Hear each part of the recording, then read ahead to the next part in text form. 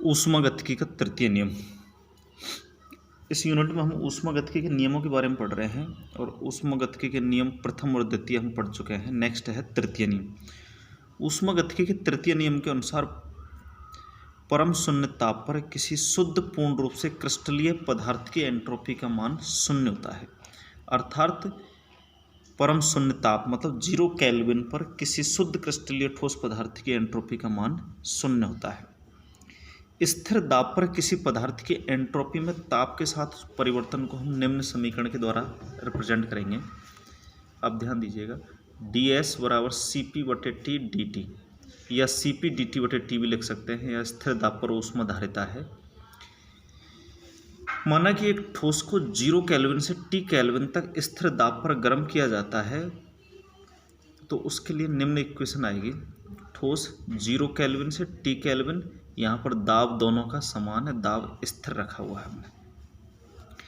इस प्रक्रम में होने वाले एंट्रोपी परिवर्तन को ज्ञात करने के लिए हम जो समीकरण दे रखी है, उपरोक्त समीकरण दे रखी है, इसको टेम्परेचर 0 से T के बीच में समाकलित करते हैं। तो यहाँ पर डेल एस बराबर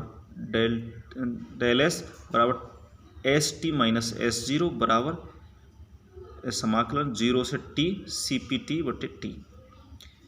या इस समीकरण को ऐसे लिख सकते हैं हम, इस S0 को इधर ले जाएंगे तो ST इधर आ जाएगा, तो ST बराबर S0 प्लस समाकलन 0 से T Cp/T dt। यहाँ पर इसको समीकरण 1 दे दिया हमने। यहाँ पर S0 परम शून्य ताप पर एंट्रोपी का मान है, जो कि एक काल्पनिक राशि है, और वो काल्पनिक इसलिए है क्योंकि Cp/T का मान हमेशा धनात्मक होता है, और जब Cp/T का मान हमेशा धनात्मक होगा तो उच्च ताप पर एंट्रोपी का मान S0 से हमेशा अधिक होगा। समीकरण 1 को निम्न प्रकार भी लिखा जा सकता है, यदि हम लिमिट कर दिया जाए, यहाँ पर T को 0 तक मिनिमाइज कर दिया, लिमिट लगा दी जाए, टेम्परेचर 0 रख दिया जाए, अर्थात T बराबर 0 तो S बराबर 0 हो जाएगा।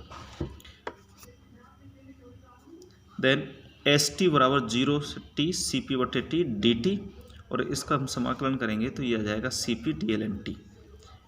ST जो कि ठोस की परम निरपेक्ष एंट्रोपी कहलाती है, इसका मान हमेशा धनात्मक होता है। तो हम ये ऊष्मागतिकी के तृतीय नियम के अनुसार हम एंट्रोपी का मान ज्ञात कर सकते हैं। नेक्स्ट है नर्नेस्ट की ऊष्मा प्रमेय, नर्नेस्ट हीट थ्योरम। नर्नेस्ट एक साइंटिस्ट का नाम है जिसने एक प्रमेय दी। उसके अनुसार यदि किसी रासायनिक अभिक्रिया से संबंधित सभी पदार्थ जैसे क्रियाकारक व उत्पाद शुद्ध क्रिस्टलीय अवस्था में हो तो ऐसी अभिक्रिया के लिए एंट्रोपी परिवर्तन का मान शून्य होगा।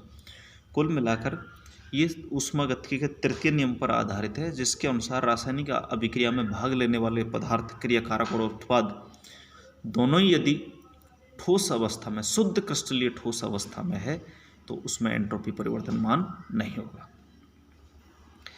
नेक्स्ट है गिब्स तथा हेल्महोल्ट्ज़ फलन। दोनों इक्वेशन यहाँ पर ड्राइव करेंगे, इक्वेशन व्युत्पन्न करेंगे। तो आप ध्यान दीजिएगा, ऊष्मागतिकी के प्रथम नियम के अनुसार dq बराबर du प्लस dw अवशोषित की गई ऊष्मा आंतरिक ऊर्जा में वृद्धि तथा किए गए कार्य के बराबर होती है। तो समीकरण 1 दे दिया। हम जानते हैं dq बराबर होता है TdS, du as it is लिख दिया, dw एज इट इज लिख दिया। यदि इन दोनों पदों को इधर की तरफ ले जाए तो minus du minus dw plus TdS greater और इक्वल बराबर 0, समीकरण 3 दे दिया यहाँ पर। यदि किसी परिवर्तन को स्थिर ताप पर संपन्न करवाया जाए, मतलब कोई परिवर्तन किया जाए जिसका टेम्परेचर कांस्टेंट हो, तो जो TdS है ये इस तरीके से हो जाएगा, dTS हो जाएगा, d बाहर आ जाएगा, TS हो जाएगा। तो उपरोक्त समीकरण में TdS की जगह dTS लिखेंगे, तो minus du plus dTS, dw को हम इधर की तरफ ले आए तो dw, इसमें से d कॉमन लेंगे तो minus du minus TS equal और ग्रेटर देन dw, समीकरण 4 दे दिया हमने। समीकरण 4 में जो u माइनस टी एस पद है, इसमें 3 चर संख्या है और इन चर संख्याओं के संयोजन से जो पद बना हो वो ऊष्मागतिकी में इतना उपयोग में आता है कि उसके लिए एक नया प्रतीक ए देंगे हम, कैपिटल ए प्रतीक दिया है, जिसको हम हेल्महोल्ट्ज़ फलन या कार्य फलन कह सकते हैं। अर्थात u माइनस टी एस के स्थान पर हम क्या लिखेंगे, ए। तो ए बराबर u माइनस टी एस, ये समीकरण 5 है। समीकरण 5 से u माइनस टी एस का मान समीकरण 4 में रखेंगे तो हमारे पास समीकरण आ जाएगी minus D A equal greater than D W. और इस समीकरण 6 का समाकलन करेंगे तो हमारे पास आ जाएगा माइनस डेल ए इक्वल और ग्रेटर देन डब्ल्यू। ये समीकरण 7 है और ये किया गया कार्य है, ये हेल्महोल्ट्ज़ फलन है। तो इस तरीके से हम हेल्महोल्ट्ज़ फलन की गणना कर सकते हैं।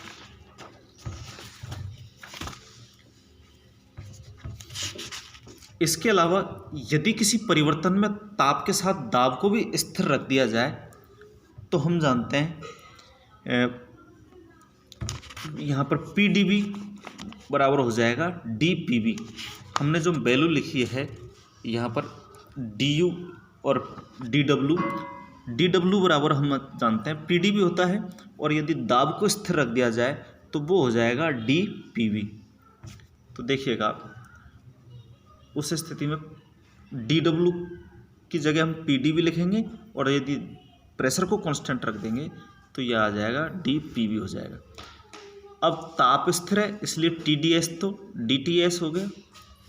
इन परिस्थितियों में समीकरण 3 निम्न प्रकार लिखा जाएगा। देखो आप, माइनस डी यू ये तो आंतरिक ऊर्जा है, माइनस डी पी वी ये कार्य के लिए आया है डब्ल्यू के लिए, plus D T S greater और इक्वल डी डब्ल्यू ए। यहाँ पर ये जो डब्ल्यू ए है ये प्रसार कार्य के अतिरिक्त कोई कार्य है तो वो है, और ये हो भी सकता है और नहीं भी हो सकता है। देन यहाँ से माइनस डी कॉमन लेंगे तो ये समीकरण आ जाएगी U plus P B minus T S equal और ग्रेटर देन डब्ल्यू ए। समीकरण 7। समीकरण 7 में ये जो पद है U plus P B minus T S, इसमें 4 संख्या है और चारों संख्याओं के संयोजन से ये समीकरण बनी है। ये इसका भी ऊष्मागतिकी में बहुत उपयोग होता है, अतः इसके लिए भी हम एक नया प्रतीक देंगे कैपिटल जी, जिसको गिब्स ऊर्जा या मुक्त ऊर्जा कहते हैं। अतः जी को हम निम्न प्रकार परिभाषित कर सकते हैं, जी बराबर U plus P B minus T S भी लिख सकते हैं। हम जानते हैं कि यू प्लस, चूँकि एच बराबर होता है यू प्लस पी बी, अतः यू प्लस पी बी की जगह हम एच लिख सकते हैं, तो जी बराबर एच माइनस टी एस हो सकता है। इसके अलावा हम ये भी जानते हैं चूँकि ए बराबर होता है यू माइनस टी एस, अतः इस समीकरण में यू माइनस टी एस की जगह ए लिखेंगे तो ये समीकरण आ जाएगी जी बराबर ए प्लस पी बी। तो इस तरीके से हम मुक्त ऊर्जा को इन तीनों पदों के द्वारा किसी भी तरीके से परिभाषित कर सकते हैं। नेक्स्ट समीकरण 7 व 8 से। अब समीकरण 7 में हम उपरोक्त जो समीकरण है इसमें इस पद की जगह पर यदि हम जी लिखेंगे तो हमारे पास समीकरण आ जाएगी 9, और ये समीकरण आ जाएगी माइनस डी जी इक्वल और ग्रेटर देन डब्ल्यू ए। समीकरण 9, इसका समाकलन करेंगे तो ये आ जाएगा माइनस डेल जी इक्वल और ग्रेटर देन डब्ल्यू ए। समीकरण 10 है। इस तरीके से हम गिब्स फलन या गिब्स ऊर्जा और हेल्महोल्ट्ज़ फलन दोनों का मान ज्ञात कर सकते हैं। नेक्स्ट है ऊष्मागतिकी मात्रा के रूप में गिब्स फलन जी तथा हेल्महोल्ट्ज़ फलन ए अथवा जी व ए की सार्थकता। जैसा कि हमने अभी पढ़ा, समीकरण 7 से स्पष्ट होता है कि किसी उत्क्रमणीय समतापी परिवर्तन के लिया गया अधिकतम कार्य उसके हेल्महोल्ट्ज़ ऊर्जा में कमी के बराबर होगा। आप ध्यान दीजिएगा, हमने अभी एक समीकरण पढ़ी थी और ये समीकरण 7 है, और समीकरण 7 हमने अभी पढ़ी है। इस समीकरण के अनुसार देखो आप, एक समीकरण है और साथ इसमें अभी पढ़ी है माइनस डेल ए इक्वल और ग्रेटर देन डब्लू। अब ये कब है? समतापी प्रक्रम के लिए। और समतापी प्रक्रम के लिए अधिकतम कार्य डब्लू का मान ज़्यादा कब होगा? जब ए का मान नेगेटिव हो, ए के मान में कमी हो। अतः समतापी प्रक्रम के लिए ज़्यादा कार्य प्राप्त करने के लिए गिब्स ऊर्जा के मान में कमी होनी चाहिए। तो यहाँ पर आ जाएगा माइनस डेल ए बराबर डब्लू मैक्सिमम। इसी प्रकार समीकरण 10 से स्पष्ट है कि यदि ताप के साथ साथ दाब को भी स्थिर रख दिया जाए और प्रसार के अतिरिक्त कोई कार्य हो तो वो तभी अधिकतम प्राप्त हो सकता है जब डेल जी के मान में कमी हो। तो डेल जी के मान में जितनी ज़्यादा कमी होगी कार्य उतना ही ज़्यादा प्राप्त होगा। अब ये कोई ज़रूरी नहीं है कि प्रसार के अतिरिक्त कोई कार्य तंत्र में हो रहा है। यदि कार्य नहीं होगा तो डब्लू की जगह पर क्या आ जाएगा? 0।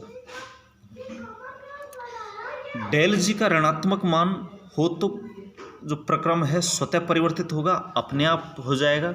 डेल जी का मान यदि 0 हो तो प्रक्रम साम्यावस्था में होगा और डेल जी का मान धनात्मक हो तो प्रक्रम अस्वतः होगा। स्वतः परिवर्तन और साम्यावस्था के जो मापदंड है वो इस प्रकार से हम लिख सकते हैं। देखिएगा आप, प्रक्रम स्वतः परिवर्तित साम्यावस्था। डेल स्वतः परिवर्तित प्रक्रम के लिए डेल एस का मान पॉजिटिव चाहिए, डेल ए का मान नेगेटिव चाहिए और डेल जी का मान भी नेगेटिव चाहिए, जबकि साम्यावस्था के लिए तीनों के मान 0 होते हैं। Thank you.